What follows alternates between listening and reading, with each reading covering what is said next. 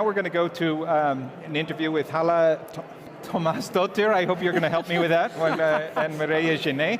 Halla is the CEO of the B team, which is in Iceland, I believe, correct? No, in New York City. Is that in New York City? As I said, it's in New York City. But you're from Iceland. I am from Iceland. You're there, okay. And we define it as a group of business and civil society leaders working together to transform business for a better world. But you're going to tell us what you really do. That's sort of generic. And she's with Mireia Ginés, who's our professor from the finance department, and I believe an expert in fintech and corporate governance. Anything more? No, that's it. That's it. Perfect. Okay. But anyway, Halla, thanks for joining us. Thank and you do tell us about the B team and sustainability. Yes, the B team is a team of global leaders that came from both business and civil society together in 2013 to say business as usual is no longer an option.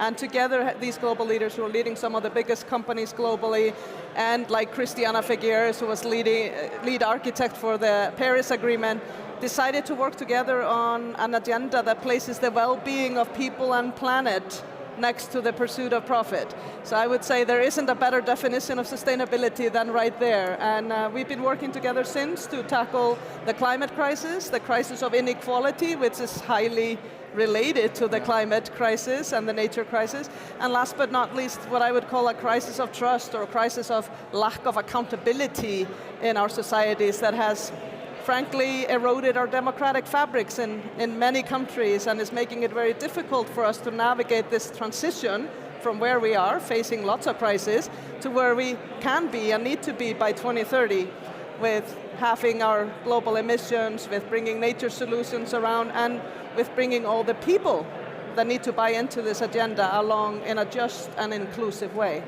Okay. Hello. Thanks, Greg. I want to thank you very much for being here with us, and Mireia as well.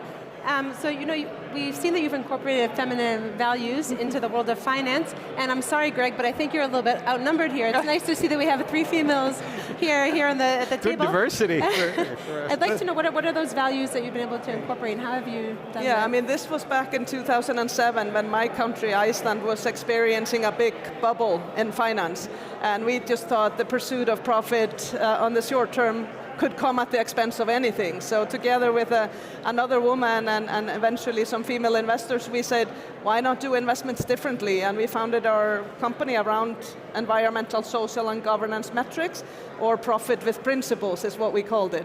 And we actually said at the time, and this is a long time ago now, 14 years, but we said we can actually do emotional due diligence at least as well as we do the financial due diligence. And at the end of the day, I think it's the emotional due diligence that we have often failed at and where leadership fails.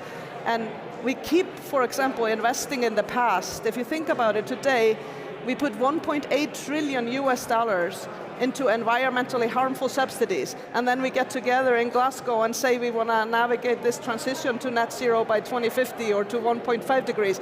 But we continue to invest and incentivize the past, not the future.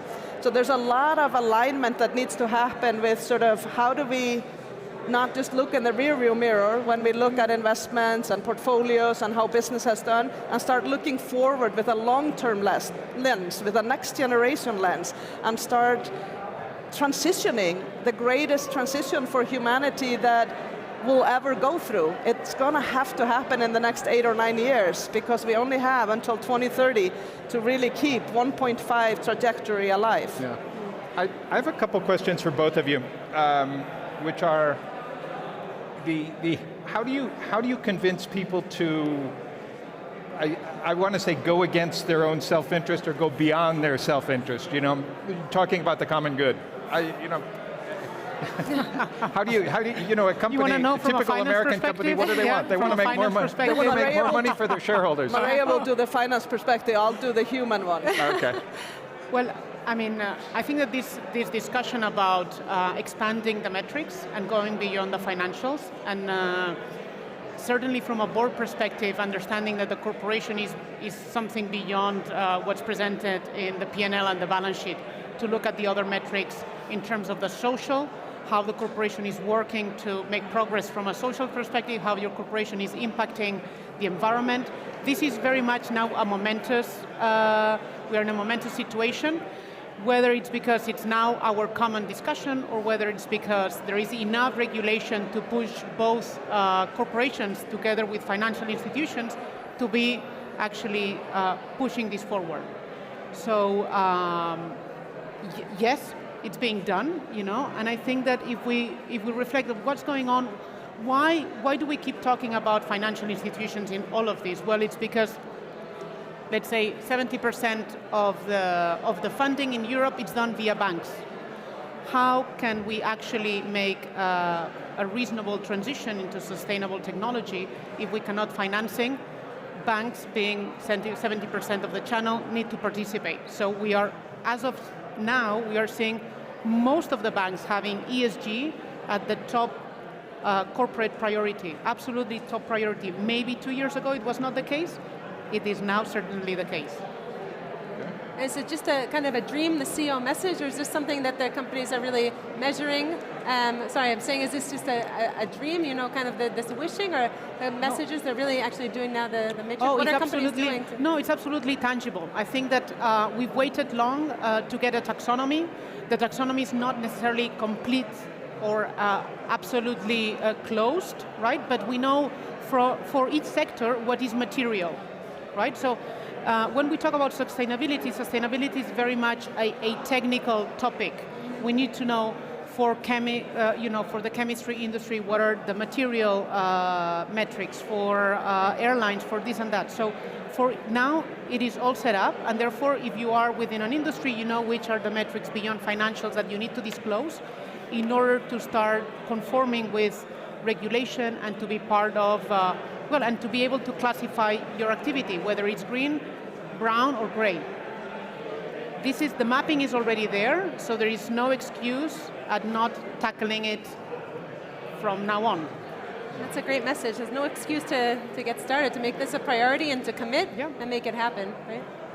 Halla, did you want to add? Well, I mean, I think we're facing a technical transition, and it's about the technology, it's about unlocking the dollars, but it's also about making accountants the change catalysts that we need, meaning we have to start measuring what matters, and our impact on the environment, social and governance fabric matters.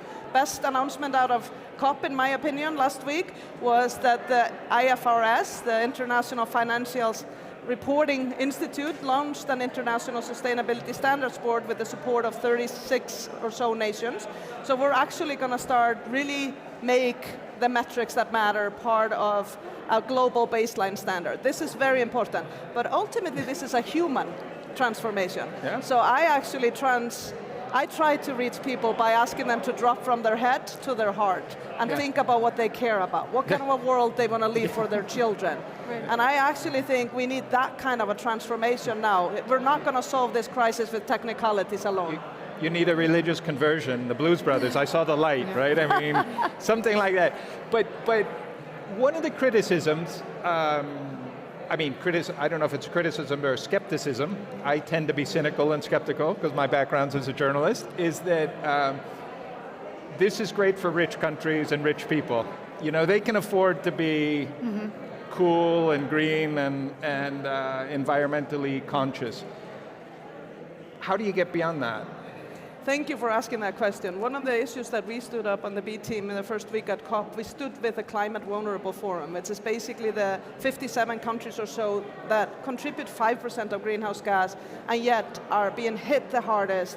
And they're not just drowning because of climate change, they're drowning in debt at unsustainable interest rates. So we are so self-serving in the global north that we don't understand that it is in our own interest to invest justly in the transition and the leapfrogging of technologies in those countries. We have an opportunity to leave coal and fossil fuels behind and go directly to renewables in these countries, but we need to unlock the investment to make that happen. And we need to unlock leadership that is of service of all of humanity and not just our own self-interest. And I think this is happening, but a little bit too little and a little bit too late. So this needs to be accelerated, and is one of the critical questions for anyone in leadership now.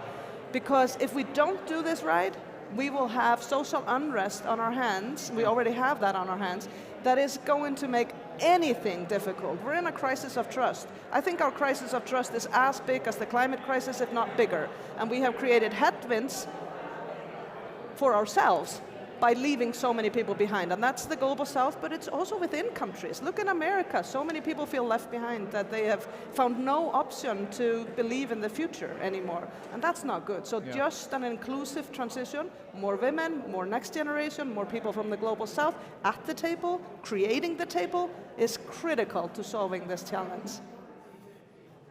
Are you willing to give a grade? It's not over yet, so I don't know if you can give a grade before they finish the exam, but COP26? It's not over yet. Mexicans are promising tequila and Russians are promising vodka if we can finish on Friday, so I guess there's some humor left, but I think it's still, the jury is out. But I would say we've made progress, but we're not on track.